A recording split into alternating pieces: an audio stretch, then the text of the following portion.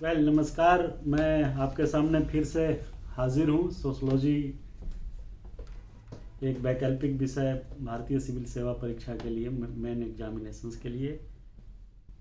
हम इसी sociology mains paper का एक क्वेश्चंस है टिप्पणी लिखने वाला, जिसमें दिया है different forms of Dalit assertion, Dalit दावे के विभिन्न रूप। दलित दावे के विभिन्न रूप में आपको सीधा सीधा जो उसके डिफरेंट फॉर्म्स है, उनके असर्शंस के, उनके कमिटमेंट के, उनके स्ट्रेंथनिंग के, उनके क्लेम के, उस पर फोकस करना है।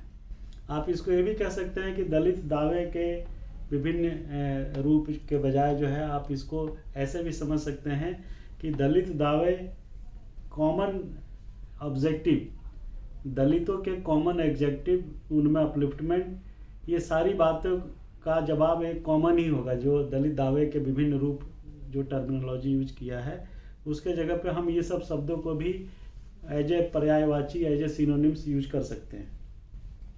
10 नंबर का सवाल होता है तो आपको लिखना क्या है ये बताना जरूरी है। फिर मैं आपको बार बार यही रिपीट कराता रहूँगा कि आप इसके प्रीफेस और कंक्लूजन में समय बर्बाद ना करें, सीधे सीधे मेन बॉडी पे आंसर को फोकस करें। तो देखिए, दलित दावे के विभिन्न रूप के लिए कोई सब्जेक्ट आप ढूंढेंगे तो नहीं मिलेगा, कोई कोर्स मटेरियल नहीं मिलेगा। समाज में, दुनिया में इस समय जो जो चीज़ें दिखाई दे रही है, जो रिफ्लेक्ट हो रही है, उसको हाईलाइट करते हुए आपको जवाब लिख देना है। तो इस पे आपको सबसे पहले दलित दावे के विभिन्न रूप में आपको जो पॉइंट लिखना है उसको याद कर लें, 2-3 मिनट खर्च करके, और फिर उस पॉइंट को लिख के उस पर एक एक लाइन जो एलाबोरेट करना है कर दें। अब बिना प्रीफेस और बिना कंक्लूजन में गए हुए, तो पहला जो दावा है इनका, दलित दावे का जो सबसे पहला रूप हमें दिखाई पड़ता है वो ये है कि ये लोग जो है इंडस्ट्रीज में, इंडस्ट्रियलिस्ट बनने में, एंटरप्रेन्योर बनने में बहुत ही ज़्यादा उन्मुख हो रहे हैं, और ये बहुत अच्छी बात है। तो पहला होगा दलित दावे के रूप में दलित चैम्बर ऑफ कॉमर्स का निर्माण होना इस देश में, जो कि दलितों के द्वारा ही उन ऑर्गेनाइजेशंस को, उन इंडस्ट्रीज को चलाया जाता है, और उसका जो भी रख रखाव या प्रबंधन है उनके द्वारा किया जाता है। तो दलित चैम्बर ऑफ कॉमर्स बनना एक उनका दलित दावे का एक रूप है। दूसरा, इनमें सेल्फ रिस्पेक्ट की भावना जो है बहुत ही मजबूती से उभर कर आई है, और ये बहुत ही सराहनीय पहल है। आपको सुन के ताज्जुब होगा कि पंजाब में जो दलित हैं हमारे, उन्होंने अपनी गाड़ियों पर, अपने कपड़ों पे चमरे दा पुत्र लिखवा रखे हैं।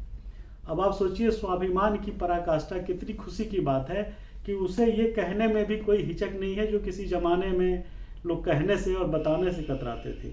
तो दूसरा जो असर्शंस है वो ये है सेल्फ रिस्पेक्ट, आत्मसम्मान। वो उदाहरण हमने आपको देने का प्रयास किया। तीसरा जो इनके जो कमेंट्स और इनके जो असर्शंस है, दावे हैं, उसमें देखिए ये अपने आप को मूल निवासी ऑफ इंडिया, भारत के जो है मौलिक के निवासी के रूप में ये दावे करते हैं, जो कि बहुत ही कॉन्फिडेंस और सेल्फ रेस्पेक्ट की बात है। ये इनका कहना और कई फोरम पे आवाज़ उठाना कि भाई भारत के जो है मौलिक मूल निवासी हम हैं, बाकी लोग तो बाहर से आए हुए थे। तो तीसरा चीज़ जो हमने बताने का प्रयास किया कि उनका दावा कि हम जो है धरती पुत्र हैं इस देश के, और हम जो है बहुत ही बोनाफाइड हैं, सबसे पहले जो 4 वर्ण हैं उसमें अपने आप को सबसे पहले ओरिजिन होने का दावा करते हैं। चौथा चीज़ आप लिख सकते हैं कि आरक्षण। अब ये आरक्षण कोई भीख नहीं है, इनके लिए ये कहना बहुत ही अच्छी और बहुत ही समसामयिक बात है कि ये उनका हक था और हक है। जब तक कि सोशली इक्वलिटी नहीं आ जाती तब तक जो है इनका हक है। तो आरक्षण पे अपनी बयानबाजी देना, अपनी बातों को रखना एज ए मेरा राइट, मेरा मौलिक अधिकार की तरह एक अधिकार ये भी है।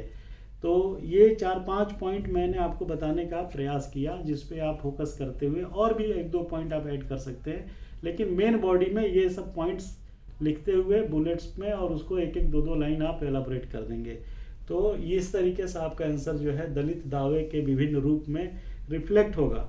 आप भले उसको एलाबोरेट न करें, लेकिन पॉइंट्स ज़्यादा से ज़्यादा ढूंढने का प्रयास करें। Thank you very much.